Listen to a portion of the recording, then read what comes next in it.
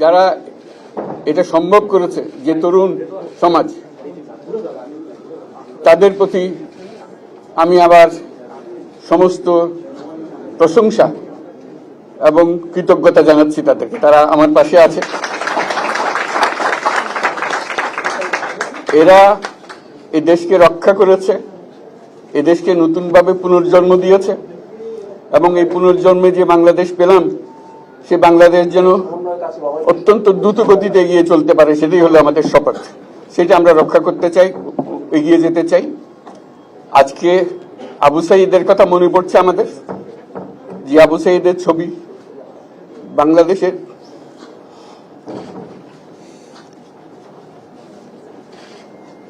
প্রতিটি মানুষের মনে গেঁথে আছে, এটা কেউ বলতে পারবে না।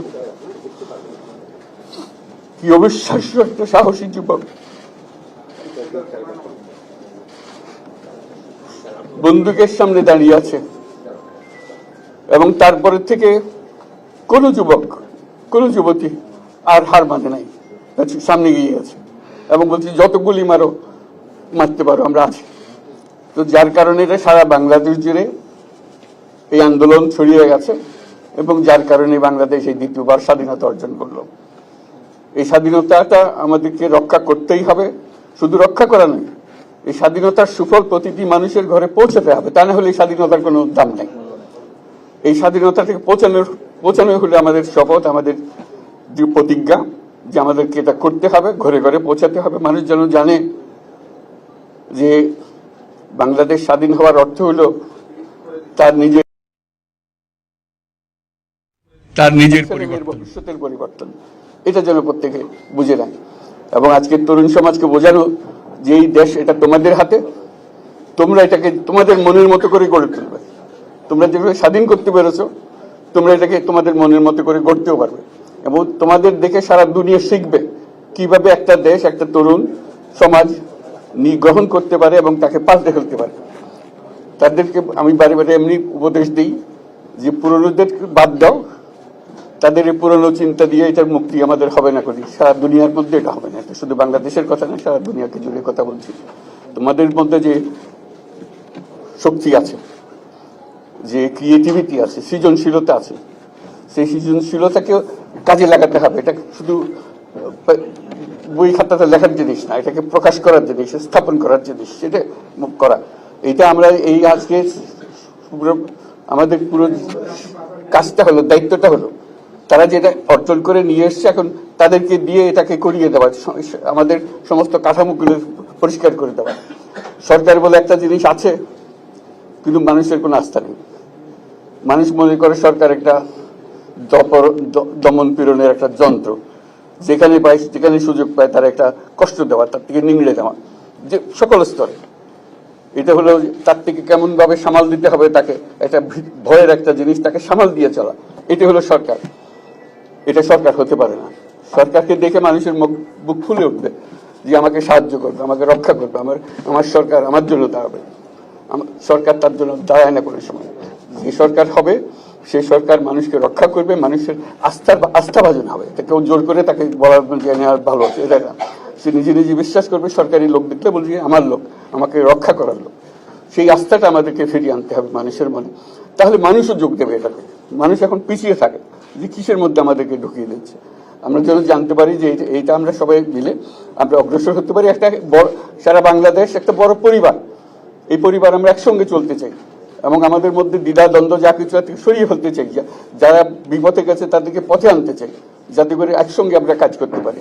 এর মধ্যে আমরা শুনলাম, আসার পথে শুনে আসছি যে এখানে আইন শৃঙ্খলার ব্যাঘাত হচ্ছে, মানুষকে আক্রমণ করছে, ঘরবাড়ি জ্বালিয়ে দিচ্ছে, সম্পদ জ্বালিয়ে নষ্ট করছে, চুরি করছে, দিয়ে যাচ্ছে, অফিস আদালতে আক্রমণ করছে, সংখ্যালঘুদের উপর আক্রমণ করছে, হিন্দু, বৌদ্ধ, খ্রিস্টান, আহমদিয়া সবার উপর আক্রমণ করছে।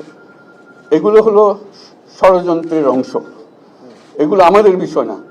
আমাদের কাজ হলো এটাকে রক্ষা করা, সবাইকে রক্ষা করা, প্রতিটি মানুষকে, প্রতিটি মানুষ আমাদের ভাই, আমাদের বোন, তাদেরকে রক্ষা করা এবং আমাদের একটা শৃঙ্খলা ফিরিয়ে আসা। বিশৃঙ্খলা, সহিংসতা এগুলো হলো অগ্রগতির বড় শত্রু। আমাদের যে যাত্রা শুরু হলো, সে যাত্রার শত্রু।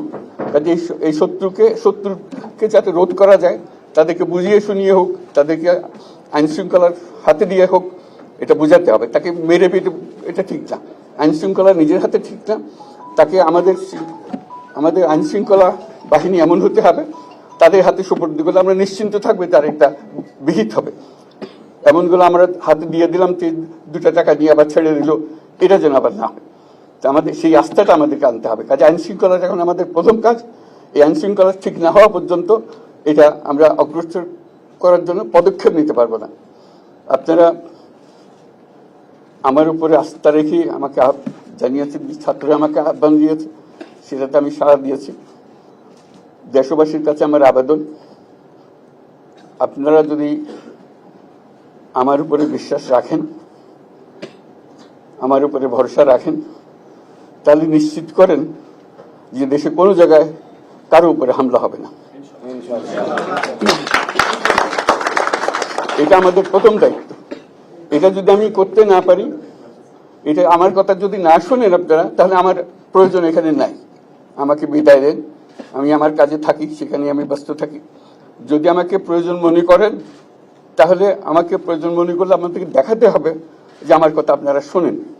আমার কথা না শুনলে আমার কোনো প্রয়োজন নাই। আমার প্রথম কথা হলো, আপনারা বিশৃঙ্খলা থেকে দেশকে রক্ষা করেন, আপনারা সহিংসতা থেকে দেশকে রক্ষা করেন, যাতে আমরা যা আমাদের ছাত্ররা আমাদেরকে পথ দেখায়, সেই পথে আমরা এগিয়ে যেতে পারি।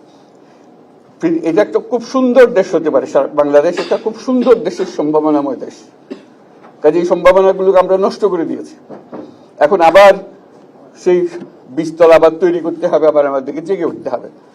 তারাই এই বীজতলা তৈরি করবে, তাদের হাত দিয়েই হবে, এবং তাদের দিকে আমরা তাকাবো, এবং আমরা তাদের নির্দেশ মতে আমরা অগ্রসর হব। এখানে সরকারি কর্মকর্তা কর্মচারী যারা আছেন, সেনাবাহিনী, বিমান বাহিনী, নৌবাহিনী প্রধানরা যারা আছেন, তাদের প্রতি অনুরোধ, আমরা একটা পরিবার, এইটার মধ্যে যেন আমাদের গোলযোগ না হয়, আমরা একযোগে একসাথে চলতে পারি, এবং আমরা তড়িৎ গতিতে একটা সুন্দর বাংলাদেশ গড়ার পথে এগিয়ে যেতে পারি। সেটাই আমার কামনা। আপনাদের সবার কাছে আবেদন, আমাদেরকে সেই সুযোগ দেন, আমরা সেই পথে আমরা যেন অগ্রসর হয়ে নিজে প্রশান্তি পাই। পৃথিবীর সবাই আগ্রহ করে তাকিয়ে আছে আমাদের দিকে। এখানে যখন ছাত্ররা রাস্তায় নেমেছে, পৃথিবীর সব জায়গা থেকে অভিনন্দন এসছে, যে তারা অবাক হয়ে গেছে। আমাদের তো গা শিউরে উঠেছে, প্রতিদিন যা হয়েছে অবিশ্বাস্য কাণ্ড। তাদেরও এটা স্পর্শ করেছে, তাদের তরুণরাও জেগে উঠছে আমাদের ছেলে মেয়েদের এই অভিজ্ঞতা থেকে, তাদের এই সংবাদ থেকে তারাও চোখ জেগে উঠেছে আমরা কি করতে পারি। কাজে আমাদের কাজ হবে এগুলো সম্পূর্ণ করা।